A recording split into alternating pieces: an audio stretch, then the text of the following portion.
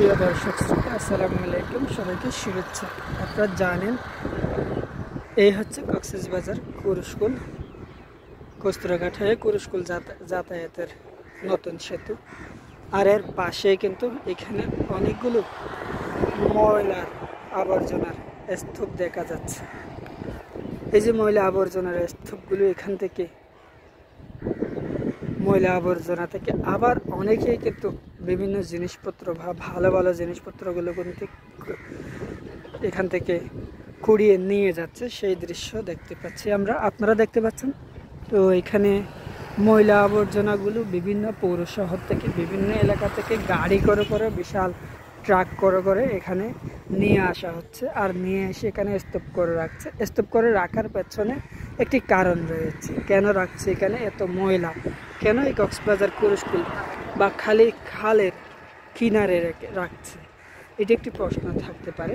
তো আপনারা দেখতে পাচ্ছেন এখানে কিন্তু এই যে ময়লাগুলো, অনেকেই এখান থেকে কিন্তু ভালো ভালো জিনিসপত্রগুলো কুড়িয়ে নিয়ে যাচ্ছে। তারা হয়তো অন্যত্র গিয়ে সেগুলো বিক্রি করবে।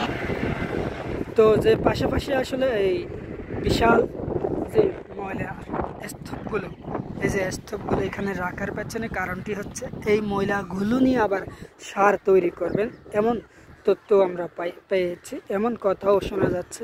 তো আপনারা যে এলাকাগুলো এখানে দেখতে পাচ্ছেন, এইটা হচ্ছে কক্সবাজার পৌর শহরের একেবারে মাঝামাঝি, একেবারে বাজারকাটা লালদিঘির পাড়ের কাছাকাছি এটি বলা যায়।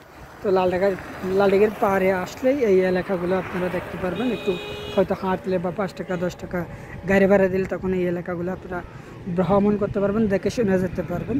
তো এখানে আসলে এই যে এই মূল জিনিস হচ্ছে যে এখানে এনে প্রথমে এই যে ময়লা আবর্জনাগুলো ফেলে, এরপরে ট্রাকে করে এখানে এনে ফেলার পর সেখান থেকে এগুলো আবার এই যে গাড়ি করে তারা ময়লাগুলো বিভিন্নভাবে এক এক জায়গায় স্থানান্তর করে আবার এখানে তারা আবার আগুন ধরিয়ে দেয়। আগুন ধরিয়ে দিয়ে তারা বিভিন্নভাবে এগুলো পচানোর জন্য চেষ্টা করে থাকে। এরপরে পাশাপাশি তারা যদি মোটামুটি হালকা পাতলা পচে গেলে তখন সেগুলো আবার ওই যে আপনারা এই স্থান থেকে আবার তারা ওই দিকে নিয়ে ওগুলা স্থানান্তর করে রাখে। এখন সেখানে গিয়ে স্থানান্তর করে রাখার পেছনে হচ্ছে যে কি তারা এই যে জিনিসগুলো তখন এখান থেকে পচে আবার সেগুলো একটু প্রসিদ্ধ হওয়ার পরে তারা সেগুলোকে আবার বিভিন্নভাবে প্রসেসিং করেই কিন্তু আবার সেগুলো অন্যত্র নিয়ে গিয়ে তারা শুধু সার তৈরি করে। এখন সার তৈরি করে সেগুলো আবার হয়তো বিক্রি করবে বা সার তৈরি করে যে কাজগুলো করা দরকার সেগুলি করবে।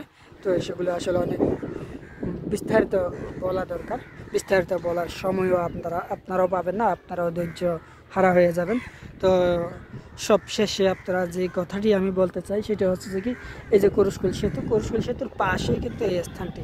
তো এখানে আপনারা একসাথে বেশ কিছু বিষয় আসলে দেখতে পারবেন। প্রথমত কুরুশকুল সেতু, দ্বিতীয়ত বায়ু বিদ্যুৎ, তৃতীয়ত আশ্রয়ন প্রকল্প, যারা বাস্তুহারাদের জন্য সরকার আশ্রয়ন প্রকল্প করে দিয়েছে সেটি। এরপরে হচ্ছে যে কি এই যে এলাকাগুলো আপনারা আসলে এখানে এই সব বিষয়গুলো আপনারা দেখতে পারবেন।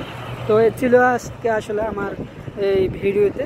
তো সকলে ভালো থাকবেন, সুস্থ থাকবেন, সুন্দর থাকবেন। কথা হচ্ছে অন্য কোনো ভিডিওর সাথে। আল্লাহ হাফেজ।